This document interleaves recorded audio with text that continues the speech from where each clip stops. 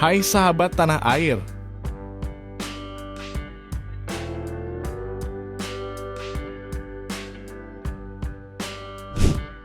Selain warna bendera yang sama dengan Indonesia, hal apa yang kalian ketahui tentang Polandia?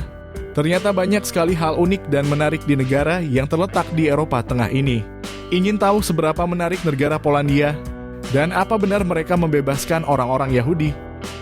Tetap tonton video kami sampai akhir agar tak salah paham. Sistem politik dan pemerintahan. Seperti yang sudah diulas sebelumnya, kalau negara Polandia merupakan negara berbentuk republik, tepatnya republik parlementer. Seperti apa itu sistem republik parlementer? Negara yang berbatasan dengan Jerman di sebelah barat, Ceko dan Slowakia di selatan, serta Rusia dan Ukraina di timur ini menganut sistem pemerintahan republik parlementer, di mana kepala negaranya ialah presiden dan kepala pemerintahannya ialah perdana menteri. Sama seperti Indonesia, Presiden Polandia dipilih melalui pemilihan langsung dengan masa jabatan selama 5 tahun dan dapat dipilih kembali hingga 2 periode. Nah, sedangkan Perdana Menterinya ditunjuk langsung oleh Presiden dengan persetujuan dari Sejm, yaitu Majelis Rendah Parlemen Polandia atau Dewan Perwakilan Rakyat yang dipilih oleh rakyat. Biasanya, Perdana Menteri Polandia merupakan pemimpin koalisi terbesar dalam parlemen tersebut. Saat ini, Presiden Polandia dijabat Andrzej Duda. Sedangkan Mateusz bertindak selaku Perdana Menterinya dengan berpusat di ibu kota Polandia, Warsawa. Sejarah berdiri.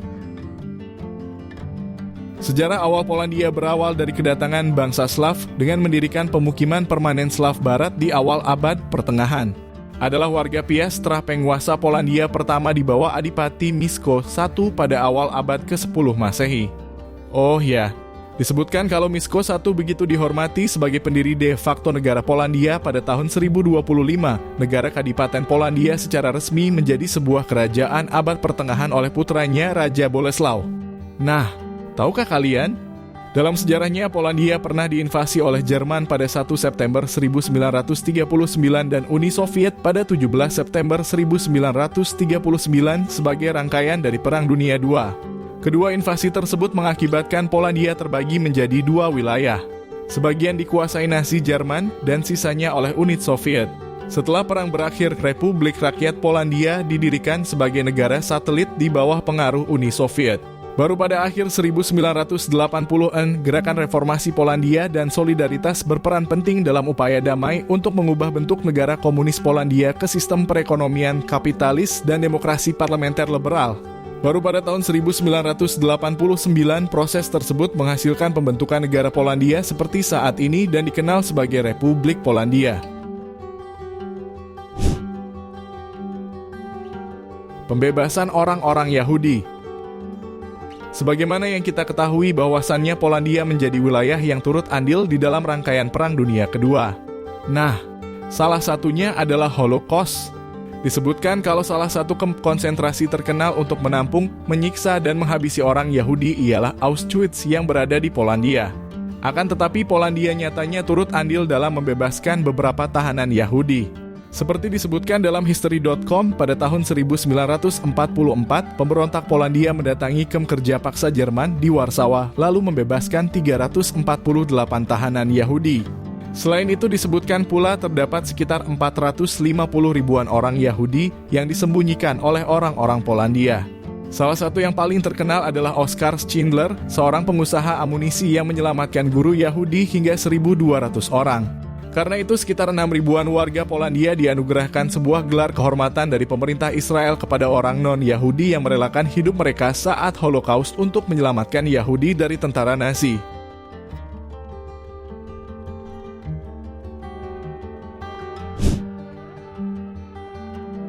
Tunjangan bagi pengangguran. Satu hal yang sulit dipenuhi terkhusus bagi pengangguran adalah pemasukan untuk memenuhi kebutuhan sehari-hari. Tapi tunggu dulu, apakah kalian masih ingat isu atau hoax yang sempat beredar terkait kebijakan Jokowi memberi tunjangan kepada pengangguran di negeri ini? Terkait hal itu, ternyata kebijakan tersebut diberlakukan di beberapa negara termasuk Polandia. Tunjangan tersebut mencakup 3,26% jumlah pengangguran di sana dan berlangsung selama 12 bulan atau 1 tahun. Pemerintah tak akan melakukan itu untuk selamanya. Lantaran di bulan ke-13 mereka akan memutus tunjangannya. Kalaupun belum mendapat pekerjaan, maka risiko tersebut akan ditanggung masing-masing orang.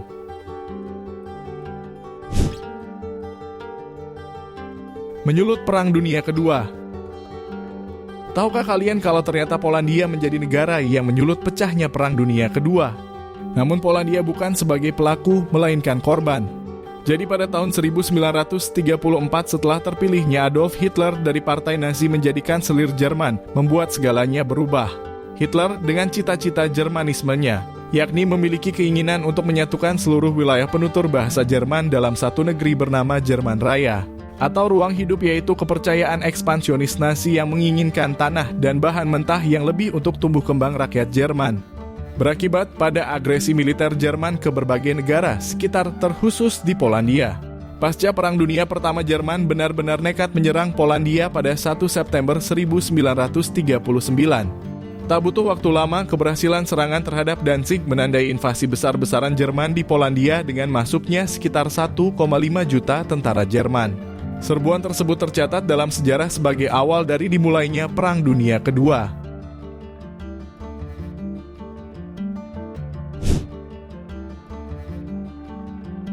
Sistem pendidikan. Pernahkah kalian membayangkan seperti apa pendidikan di Polandia? Jadi, pendidikan wajib di Polandia dimulai pada usia 6 tahun, dikenal dengan zero grade atau taman kanak-kanak selama setahun. Setahun kemudian anak-anak baru masuk ke sekolah dasar yang berlangsung selama 8 tahun dan selesai dengan ujian kompetensi. Di tahap selanjutnya terdapat pendidikan menang atas serta kejuruan dengan lama belajar masing-masing 3 dan 4 tahun.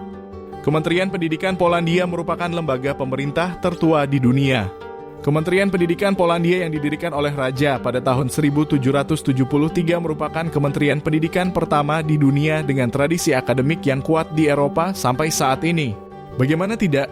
Program for International Student Assessment tahun 2012 memuji kemajuan yang diraih Polandia dalam bidang matematika, sains, dan literasi sebagai yang berkinerja tinggi dan terus meningkat sejak tahun 2003. Tak hanya itu, pada tahun 2014 lalu, The Economist Intelligence Unit menilai pendidikan Polandia sebagai terbaik kelima di Eropa dan ke-10 di dunia.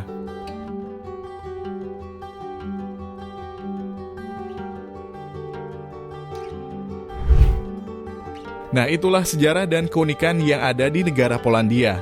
Bagaimana menurut kalian? Terima kasih. Wassalamualaikum warahmatullahi wabarakatuh.